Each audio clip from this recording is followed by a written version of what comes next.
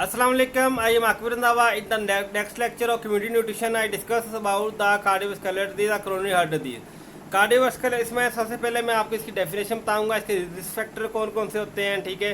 Atherosclerosis, ischaemic heart disease, जो उसका blood जो लिपिड प्रोफाइल पे क्या इम्पैक्ट है, और एंड पे मेडिकल न्यूट्रिशन थेरेपी इसकी क्या होगी, ठीक है। तो ये मैं इसमें डिस्कस करूँगा। तो सबसे पहले इसकी डेफिनेशन देखते हैं कि कार्डियोवास्कुलर डिजीज या क्रोनिक हार्ट डिजीज होता क्या, ठीक है।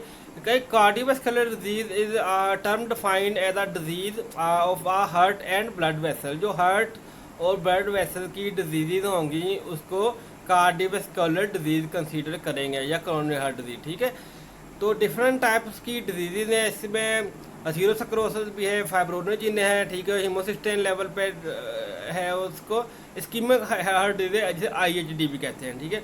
While the term are typically refer to as a disease that affect the cardiovascular system, जो हार्ट और ब्लड वेसल को अफेक्ट करते हैं, ठीक है। इसके रिस्क फैक्टर कौन कौन से होते हैं, इसकी टाइप्स बताने से पहले मैं आपको बता देता हूँ। इसके रिस्क फैक्टर, इसके मल्टीपल रिस्क फैक्टर हो सकते हैं, ठीक है। इसमें कुछ इनहेरिटेड फैक्टर भी हो सकते हैं, ठीक है।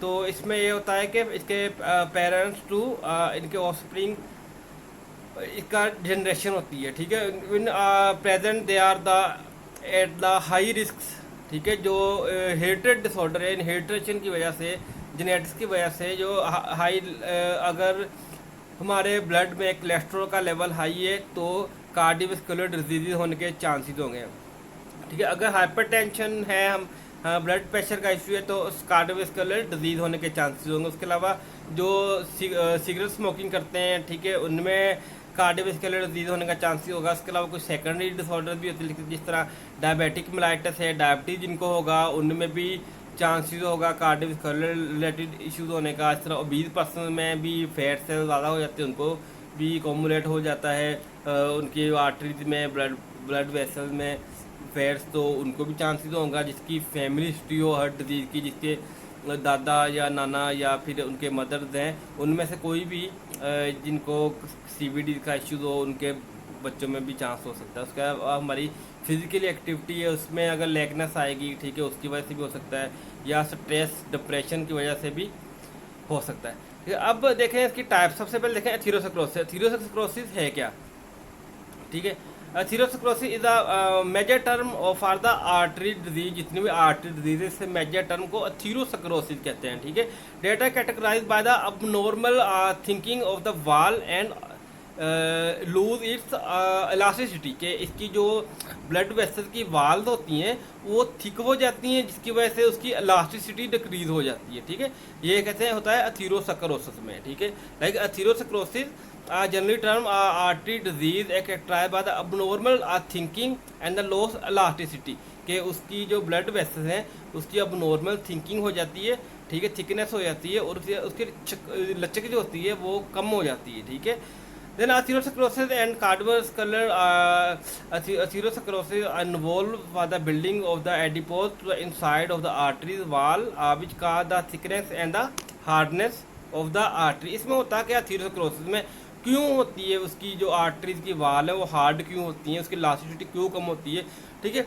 उसमें होता है कि due to hypercalcaemia, calcium की जब लेवल ज़्यादा हो जाता है, ठीक है, तो वो डिपोजिट हो जाता है, ठीक है, आर्टरीज में, जिसकी वजह से उनकी हार्डनिंग हो जाती है, ठीक है। उसके अलावा जो फैटी सेल्स हैं, ठीक है, उसके भी जो सब्सटेंसेस हैं वो भी आर्टरी वाल के साथ एंगेज हो जाते हैं, अटैच हो जाते हैं, जिसकी वजह से इलास्टिसिटी कम कर देते हैं, ठीक है।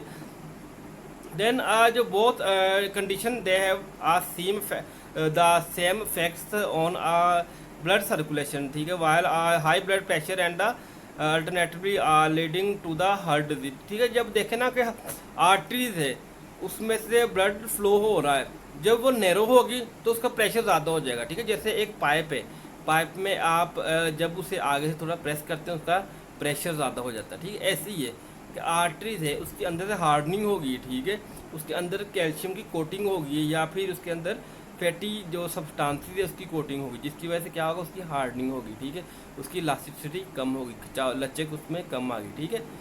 तो ये लेकिन इन दोनों कंडीशन में ये इशू होती हैं, ठीक है।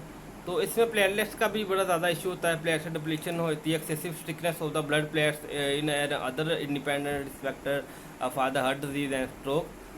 वंस द इसमें क्या प्लेटलेट्स अडेयर हो जाते हैं, adhere together and release the potent compounds are that promote for the formation of the atherosclerosis plaque. ठीक है, इसकी अंदर आर्टरीज के साथ जो प्लेटलेट्स होते हैं वो अडेयर हो जाते हैं, जमा हो जाते हैं। ठीक है, वो आपस में एक प्लागो फार्मेशन बनाते हैं, एक क्लोट सा बनाते हैं, ठीक, जिसकी वजह से ब्लड जब सर्कुलेट करेगा उसकी सप्लाई में इश्यूज आएगा, इसकी वजह से मायोकार्डियल इन्फेक्शन जो कि हार्ट के मसल डिसऑर्डर होते हैं, उसके अलावा कार्डियोवैस्कुलर इश्यूज होने का चांस होगा। देन क्या है फाइब्रिनोजिन।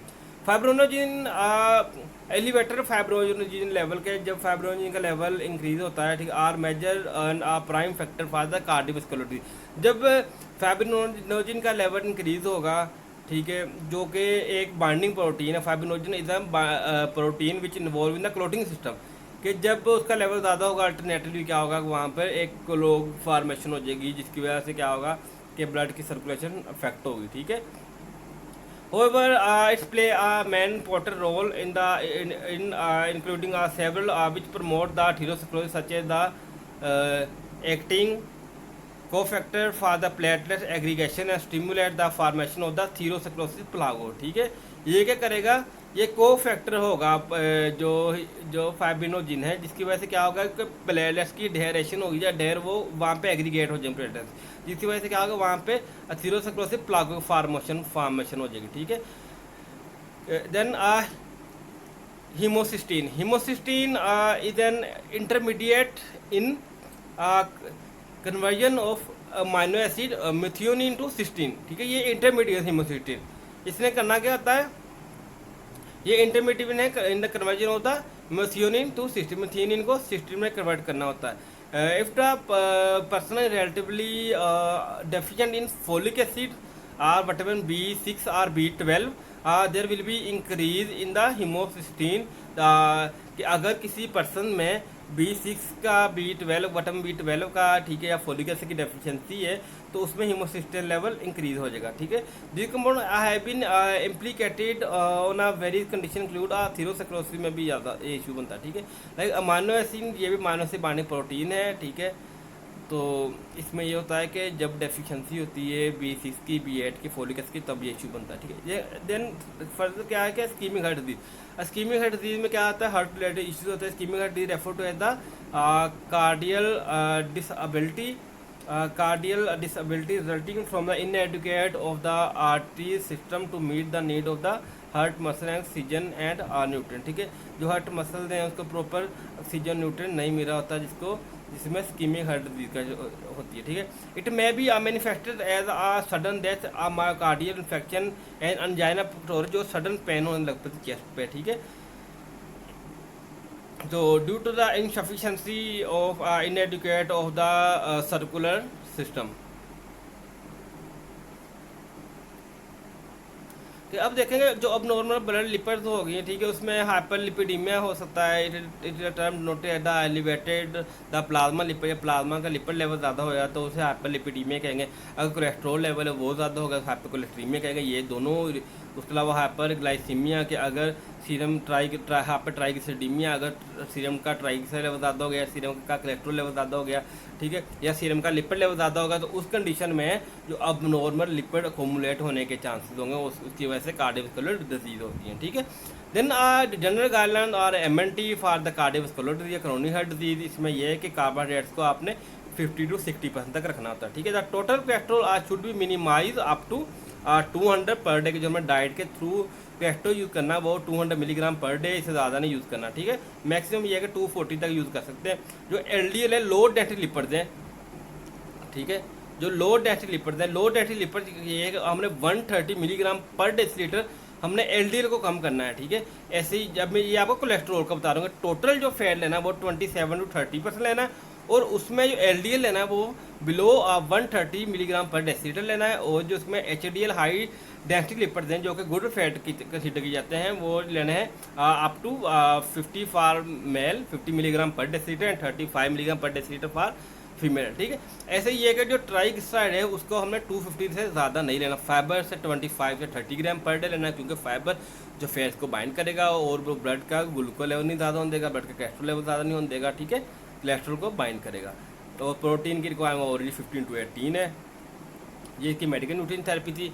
और एक डाइटिंग गाइडलाइंस में बताने से पहले मैं आपको एक बात बताता हूँ कि बड़ी मिसकंसेप्शन पाई जाती है कि एग के जो CVD के पेशेंट होते हैं उन्हें एग नहीं देते, ठीक है। Egg it's not rise the blood cholesterol के, एग का कोई रोल नहीं ब्लड कोलेस्ट्रॉल लेवल में, ठीक है। उसमें कोलेस्ट्रॉल होता है, ठीक है, एग में कोलेस्ट्रॉल एक कंपोनेंट है उसका, लेकिन क्या है कि एग में एक component lecithin, phospholipid lecithin, lecithin LECHITIN, lecithin लेसिन, ठीक है। Lecithin is an fat and cholesterol emulsifier, जिसका काम क्या है कि इसने मल्सी पेश करना, मिक्स करना होता है, ठीक है, और उसे मोबिलाइज करवाता है। लेसिथिन वो होता है एग में के, ठीक है।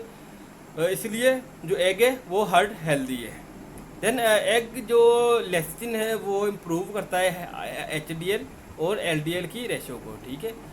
तो बड़ी मिसकंसेप्शन थी इसके बारे में पहले ऑलरेडी, बाकी मैंने बता दिया आपको इसकी गाइडलाइन में कि आपको जो टोटल फैट 25, 7 से 30 यूज़ करना है, और इसमें जो सूफा होगा saturated fatty acid up to 7% तक यूज़ कर सकते हैं, और मूफा मोनोअनसैचुरेटेड फैटी एसिड को आप 10% तक यूज़ कर सकते हो, मूफा पॉलीअनसैचुरेटेड फैटी एसिड को आप 10% यूज़ कर सकते हो। कोलेस्ट्रॉल को आप 300 से ज़्यादा यूज़ नहीं करना, ठीक है। फाइबर को 25 to 30 ग्राम तक देना है, ठीक है।